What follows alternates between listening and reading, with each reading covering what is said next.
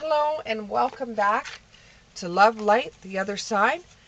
I just want to say thank you so much for all the subscribers that I have. Every morning when I click on to my channel and I see how many new subscribers I have, I am so thankful. Even one more subscriber means so much to me. When I was sitting at 10 subscribers and they were mostly family members, I was thankful for that because my family members supported me in this channel. However, when I started getting 100 subscribers, I did a happy dance, unbelievably so. Each and every one of you means something to me. Just one person subscribing means as many as 100 subscribing.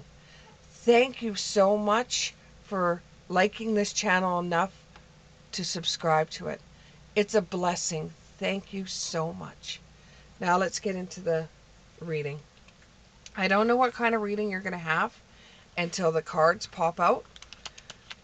So if this turns into a work one and it's just not your thing, there is also a reading I just did that's a love reading that may be more fitting for you.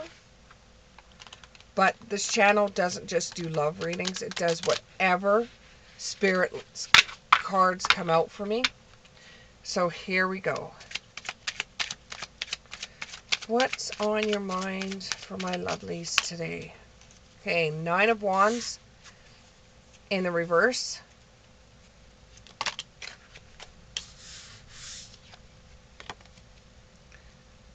Nine of Swords in the reverse. Queen of Swords in the reverse.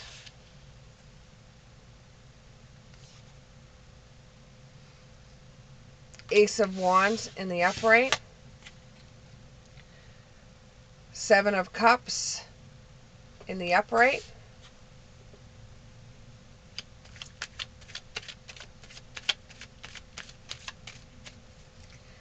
Okay, I'm starting to get a feeling that this is a business one. The Star in reverse.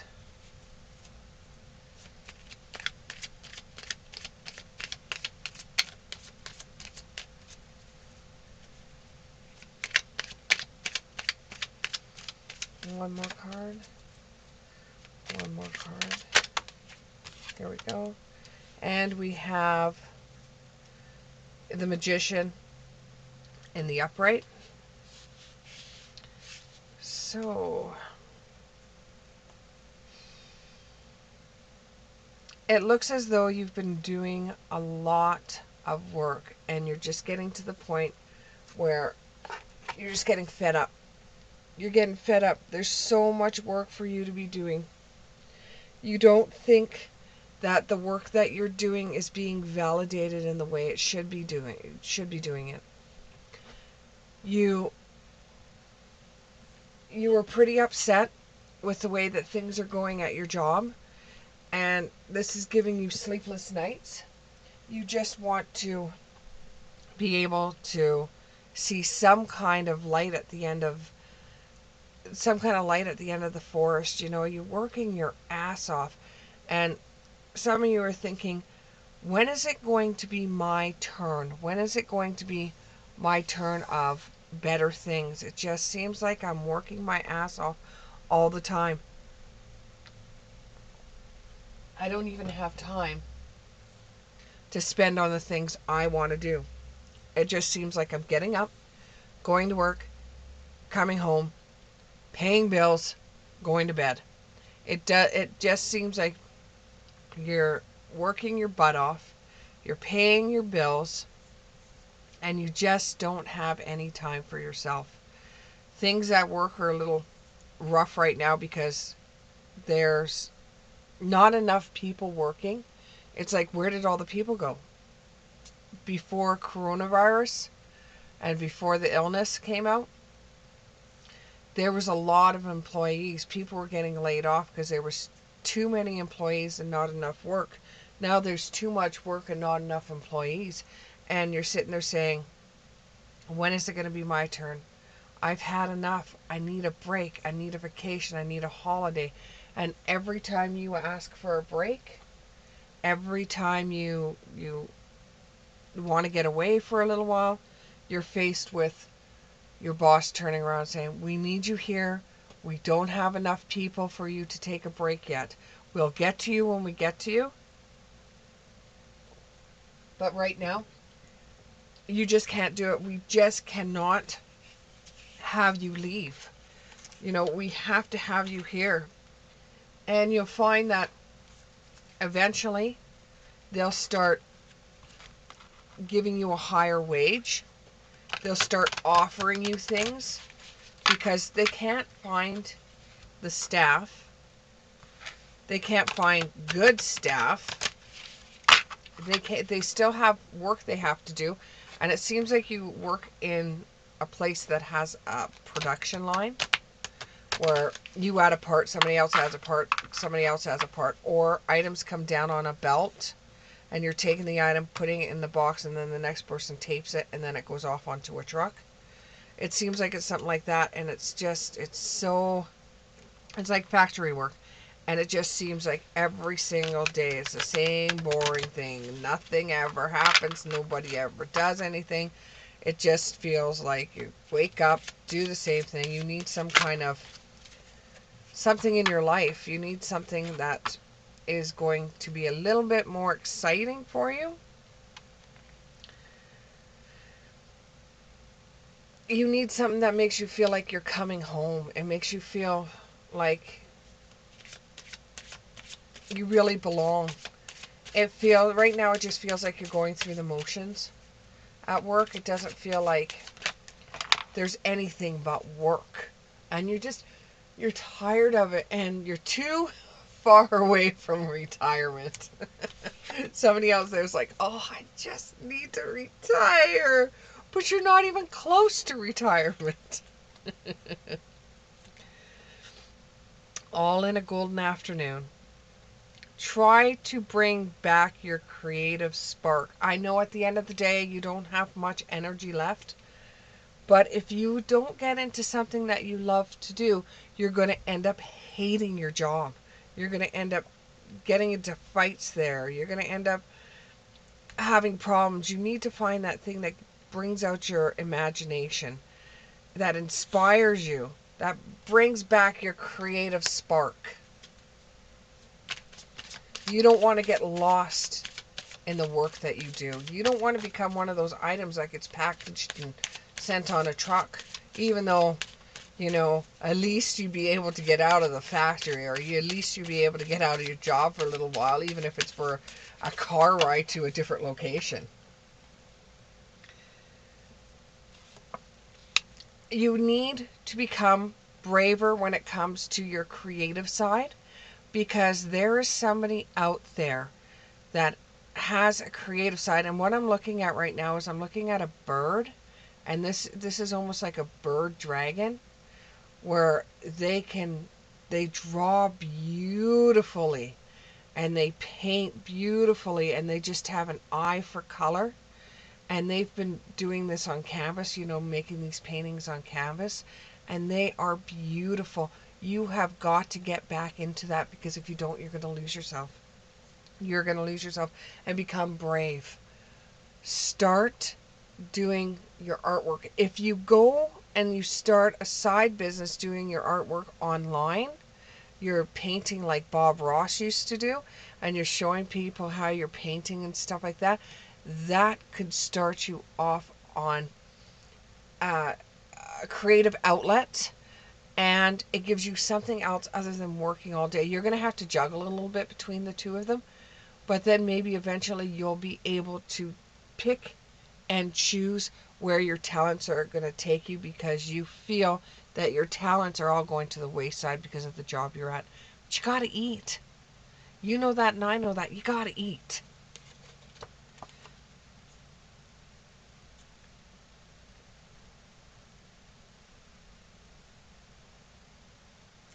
Create your own life.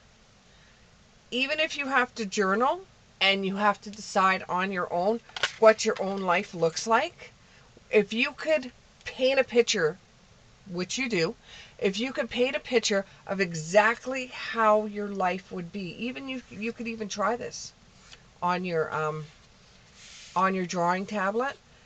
Paint a picture of what your life would be like if you decided, if you could wave a wine and decide your life down to the friggin' T, what it would look like to you. Write it out, journal it, do a drawing journal.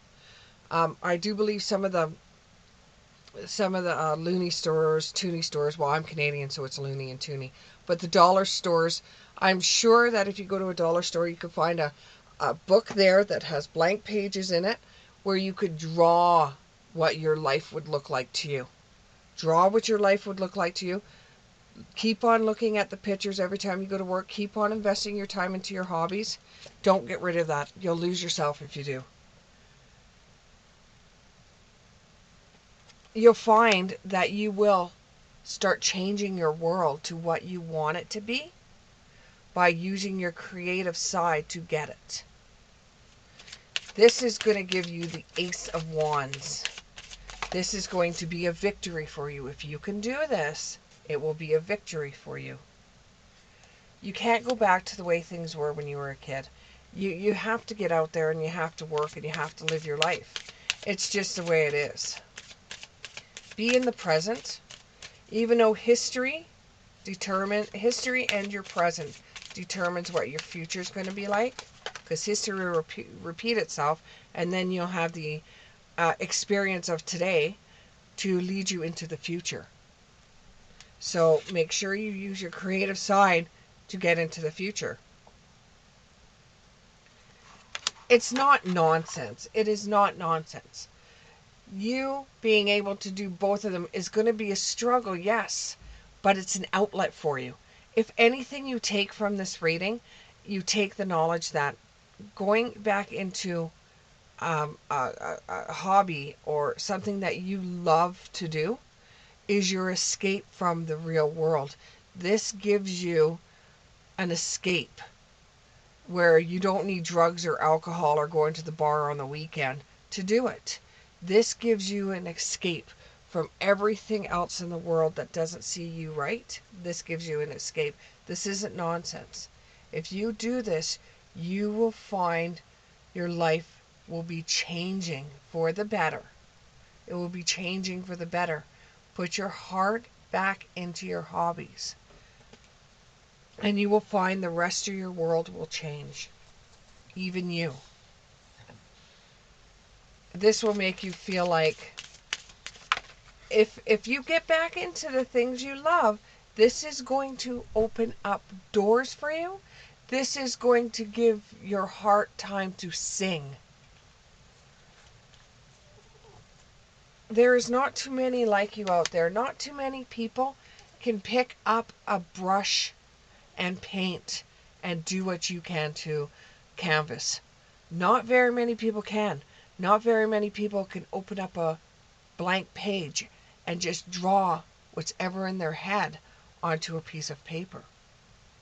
No one can do what you can do your way.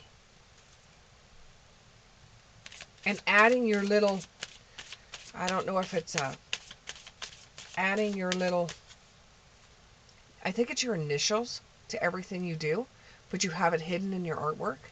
But adding your initials into it, not very many people do that. I've heard of thumbprints.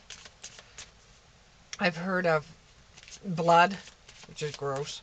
But I've heard of things like that. But hiding, you hide, I think it's your signature, or you hide something in your, even it could be in a smiley face, but you hide something in your artwork that you know it's your artwork. So it's very rare. And you're very free when you do your artwork. You don't do your artwork or your creative stuff that you do. You don't do it the same way as everybody else does. And you're more down on yourself than other people. Like when other people see your work, when you do let them in, when other people see your work that you are doing with your arts, with your creative side, you um, think that they're lying to you when they say that the work that you're doing is absolutely beautiful. You think they're lying to you.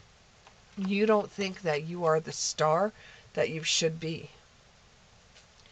And it could be because when you were growing up, this this creative side for you was an outlet that you used when your parents were fighting. It could have been an outlet you were using when the teacher was scolding the rest of the class because you were the shy one in the corner just drawing. It could be that there was something in your life as you were growing up that made you believe that your artwork is a form of escape from punishment for some of you out there.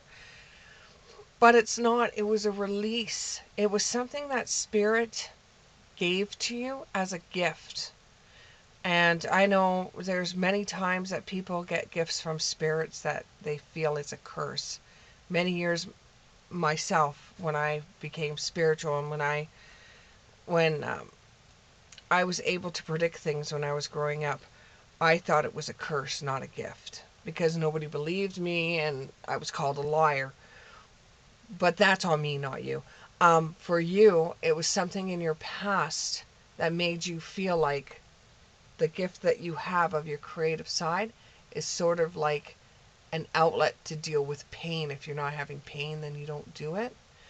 But it's still an outlet. So you could take anything, work that stresses you out, you can go home and do it. It's an outlet for you. It's a way for you to escape the real world. And you may not see it as being beautiful and wonderful. You see it as your pain coming through on a piece of paper, whereas others see it as beautiful. Let them see it as beautiful. Let them, in a way, see your pain, even though you're a very shy person and you like to keep that side to yourself. Let them see that. You've got to open that up. You've got to release it. You've got to let it go. And this all started from when you were growing up. It all started from when you were growing up. Um,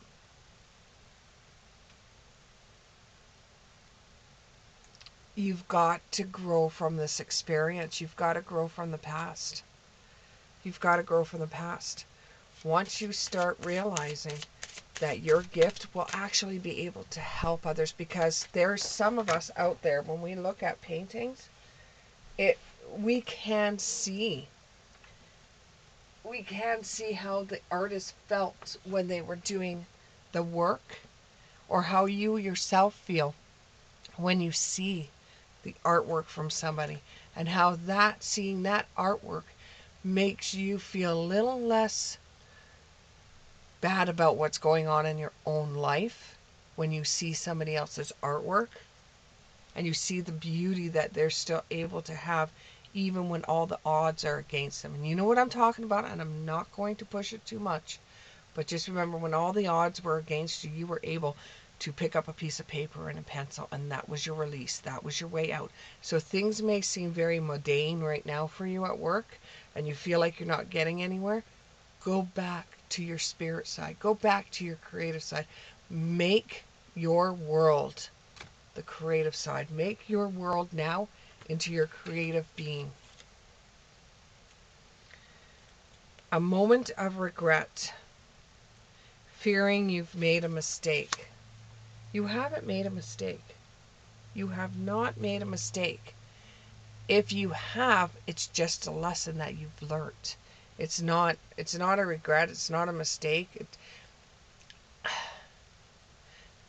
What I'm getting is that the regret that you made is not taking your art further because it was over some guy saying something or some girl saying something to you that made you feel like the the artwork or whatever you do on the side wasn't as important, that it was funny, it was stupid, it was something to laugh at, so you've hidden it again. So these are things that have been going through your life that you have to develop. That now is the time for you to do that. The job will always be there. You'll always have a job. You'll always find a way to eat. But wouldn't you like to have your, like when we started off the reading, you said, when is it going to be my time? It's going to be your time. You just need a little push in the right direction. The right direction is the one thing that you hide from everybody, which is your creative side. You have to be your own magician. You have to be the one that's going to wave the wand over your own life. You are the one that's going to have to paint the picture of your life. Follow the white rabbit. Follow the right rabbit. Really dive deep into your creative side. Really get in there. Knead it like you were kneading dough. Really get in there. Chew it all up. Spend as much time on it as you can. Yes, you're going to be exhausted. Yes, it's going to be hard. Yes, you're going to be building an empire while you're working in a factory. But it makes a pretty damn good story, doesn't it? It's hard. It's hard to dig into yourself and do something like this. Unbelievably so. It's hard to pull that out of you. But now is the time. Now is the time. Who are you? Who do you want to become? You've got to get to know yourself first. You've got to know yourself. You've got to get that pain out of you. You can't let it sit there in the pit of your stomach.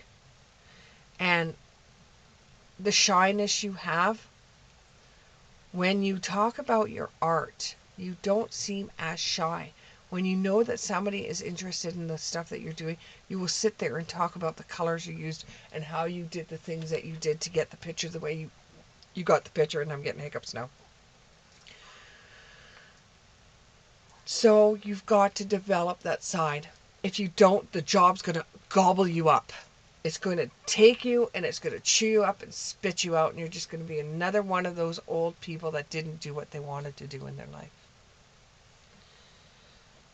I hope this helped. Leave a comment below. You could even send me an email. I have a P.O. box. If this resonated with you and this has helped you out, please let me know. See you in the next one. Bye.